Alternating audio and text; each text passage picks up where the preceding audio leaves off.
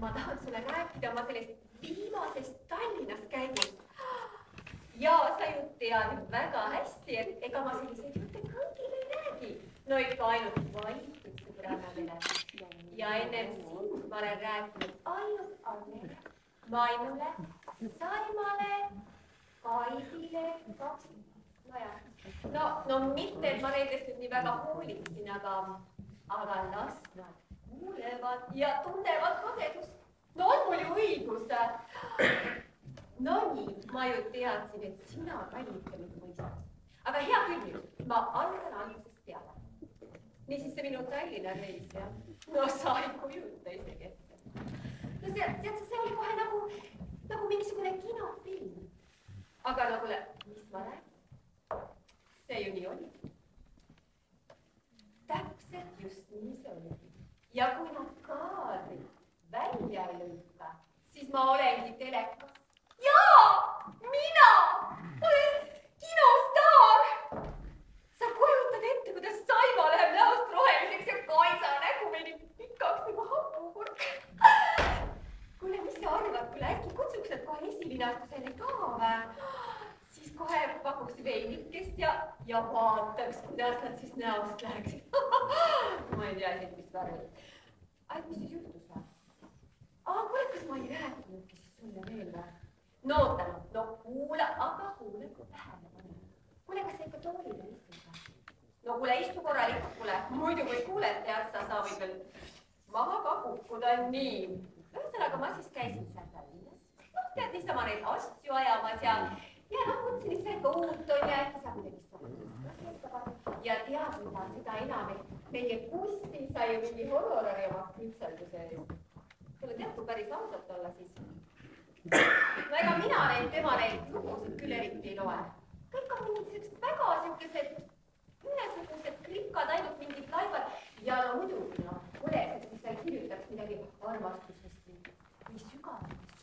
Ja veelgi parem, et ta kirjutaks tunnetusi. Jaa, kuule, Anna, andeks, kallis, ma pidin sulle Tallinnas käigust hoopis rääkima ja oma seiklustest Tallinnas. No kuule, mida sa minust õige mõtled? Kuule, ega ma nüüd selline ei ole.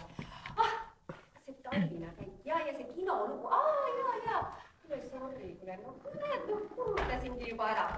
Muidugi mind filmi. Ja muideks ilmselt varsti näidatakse seda televiisoris. Sa kujutad ette, mina ja kohe telekas. Siis saab ju ütelda, et näed, see on see neiu, kes on sealt telekast juba tuttav. No nii, kõnnin mina siis seal Tallinnas ja mida mina näen? Mikrofoniga neiu tülitab mulle minevi. Kuule, ma sain kohe aru, et see on sellest väljalinnu saatest ju. No tead küll seal, kus kohe soojale maale saadetakse ja mis veel peaasi täiesti tasuta ka veel. Nii, sättisin mina ennast kohe suunata. Et ta ikka minuga kokku sattuks see mikrofoniga neiu. No aga tead sa, esimesel korral mul ei näpanud. Tead sa, ta valis just ühe noormehe, kui mina olin tema selja taha juurde. No milline ebaõiglus. Aga ma siiski lootsin, et äkki tuleb ka minu kord. Ja mõtle, läkski tõeks. See noormees loobus. Ma läksin kohe sinna mikrofoni naise juurde. Kohe lausa otsejoones.